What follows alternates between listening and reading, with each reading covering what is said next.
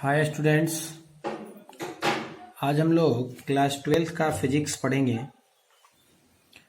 Physics में जो chapter चल रहा है उसका ये लास्ट वीडियो होगा उस चैप्टर के लिए। इस चैप्टर में एक दो टॉपिक हैं जिनको मैं क्लास में डिस्कस करूंगा। तो आज हम लोग पढ़ेंगे एमीटर एवं वोल्टमीटर। इस नाम से आप भली भांति परिचित भी होंगे।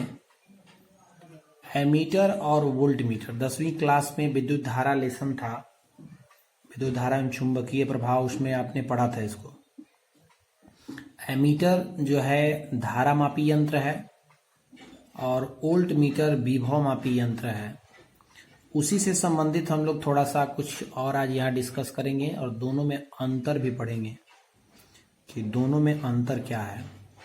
तो देखिए, एमीटर जो है, एमीटर वह यंत्र है जो किसी वैद्युत परिपथ में प्रवाहित धारा, ध्यान दीजिएगा, प्रवाहित धारा की प्रबलता, उसका सामर्थ्य, उसकी क्षमता को सीधे एम्पियर में मापता है। एम्पियर आपको पता होगा, विद्युत धारा का ऐसा ही मात्रक है, एम्पियर में मापता है। एमीटर का यही काम है।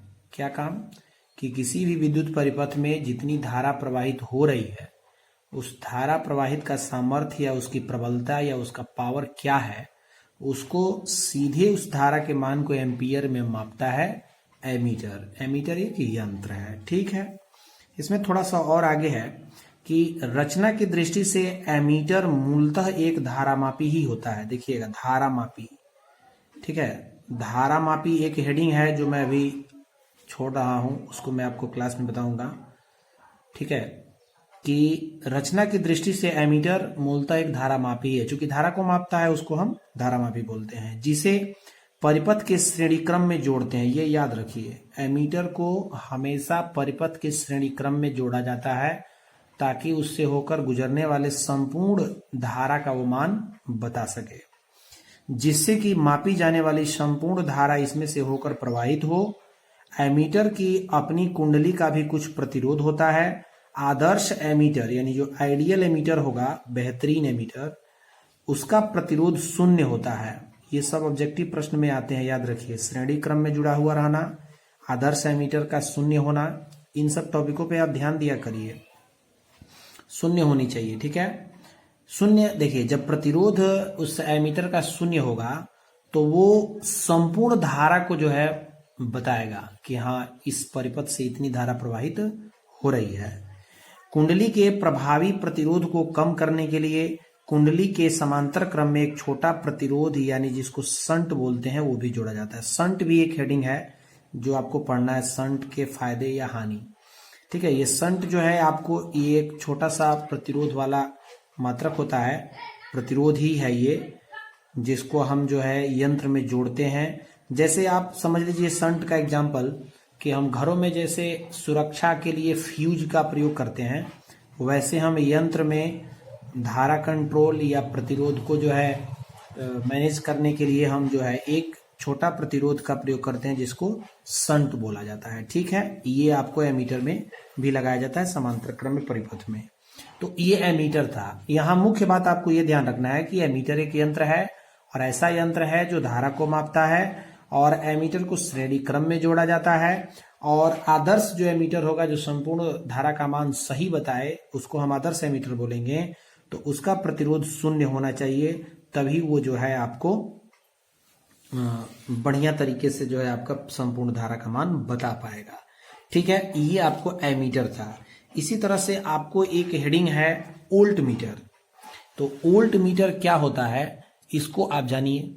देखिए, वोल्टमीटर में है कि यह भी, वोल्टमीटर भी एक यंत्र है, इसको भी आप जाने हैं, पढ़ते हैं कि यह एक ऐसा यंत्र है जो विद्युत परिपथ में किन्हीं दो बिंदुओं के बीच विभवांतर को मापता है। विभव मापी वोल्टमीटर आप पढ़े होंगे ऑब्जेक्टिव प्रश्न 10 क्लास में, ठीक है। किसी परिपथ के दो बिंदुओं के बीच क्या विभव है, उन दोनों के बीच का विभव का मान क्या है, उस विभव को हम जो है मापते हैं वोल्टमीटर से। और ये सीधे वोल्ट में मापता है, वोल्ट को भी से इंडिकेट करते हैं, ठीक है। अथवा मिली वोल्ट में भी मापता है छोटे मात्रक के लिए, ठीक। ये वोल्टमीटर है। इसकी रचना भी जो है आपको एमीटर की ही भांति है।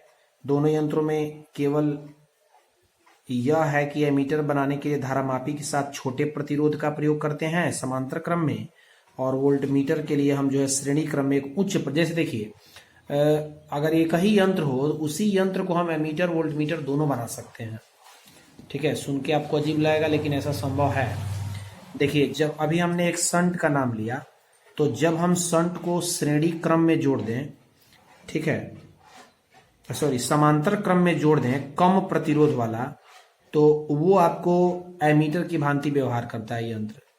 लेकिन अगर उसी में उच्च प्रतिरोध वाला अगर हम एक शंट का प्रयोग कर दें श्रेणी क्रम में, वो वोल्टमीटर की तरह कार्य करने लगेगा। ठीक है, तो आदर्श वोल्टमीटर के लिए भी यही है कि उस यंत्र का जो है प्रतिरोध शून्य हो, तब वो बेहतर वोल्ट को जो है माप कर देता है। अब है कि दोनों में फर्क क्या है, दोनों में अंतर क्या है। इस किताब में आप देखेंगे तो किताब में आपको जो है इसके चित्र भी बनाए गए हैं। ठीक है, अभी आप देखिए दोनों में फर्क क्या होता है, एमीटर में और वोल्ट मीटर में अंतर। ठीक है, जो कि बहुत ही इंपॉर्टेंट टॉपिक है, एमीटर वोल्ट मीटर में अंतर। देखिए, इसमें निम्नलिखित अंतर है। एमीटर विद्युत परिपथ में धारा की प्रबलता मापने में प्रयुक्त होता है, जबकि वोल्ट मीटर दो बिंदुओं के बीच विभवांतर मापने में प्रयुक्त होता है। ये तो आपको याद ही है, इसका परिभाषा ही है ये, कि एमीटर से हम विद्युत धारा को मापते हैं और वोल्ट मीटर से विभवांतर को मापते हैं। ठीक है, क्लियर है।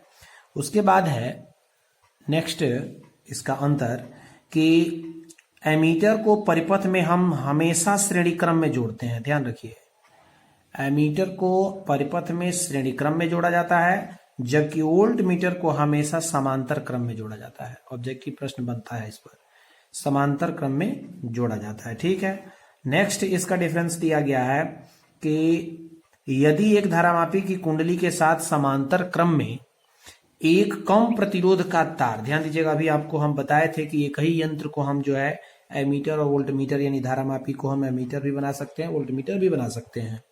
यदि एक धारामापी की कुंडली के साथ समांतर क्रम में एक कम प्रतिरोध का तार यानी शंट का प्रयोग कर दें, जोड़ दें, तो वो एमीटर बन जाता है। कम प्रतिरोध का होना चाहिए, समांतर क्रम में जुड़ा हुआ होना चाहिए, तो उसको हम बोलेंगे एमीटर। जबकि उसी कुंडली के साथ अगर हम श्रेणी क्रम में एक उच्च प्रतिरोध का मतलब है कि पहले की तुलना में ज्यादा प्रतिरोध ले लें का तार अगर हम जोड़ देते हैं, वही तार ही शंट है, ठीक है ना, जोड़ दें तो वो वोल्टमीटर बन जाता है। क्लियर। फिर से दोहरा देते हैं कि धारामापी के साथ अगर समांतर क्रम में कम प्रतिरोध का एक तार जोड़ देंगे, एमीटर की तरह काम करेगा। और अगर हम उसी कुंडली के साथ अगर श्रेणी क्रम में एक उच्च प्रतिरोध का तार जोड़ देते हैं, तो वो वोल्टमीटर की तरह कार्य करेगा। ठीक। एमीटर का जो नेट प्रतिरोध होता है, नेट प्रतिरोध का मतलब संपूर्ण प्रतिरोध, वो बहुत कम होता है। ठीक है, आदर्श एमीटर का। लेकिन आदर्श एमीटर के लिए शून्य होना चाहिए, लेकिन फिर भी कुछ ना कुछ उसका प्रतिरोध रह जाता है। जबकि वोल्टमीटर का नेट प्रतिरोध बहुत अधिक होता है। ठीक है, ये आपको जो है एमीटर और वोल्टमीटर में अंतर है। ठीक ना।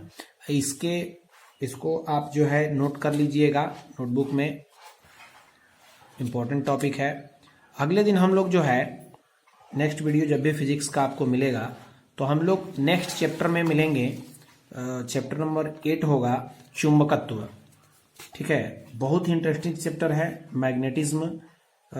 इसको हम लोग जानेंगे। इसमें आपको जो है चुंबक से संबंधित और चुंबकीय ध्रुव, चुंबक के प्रकार, ठीक है, चुंबक के गुण लक्षण क्या होते हैं, इन सब के बारे में हम अध्ययन करेंगे।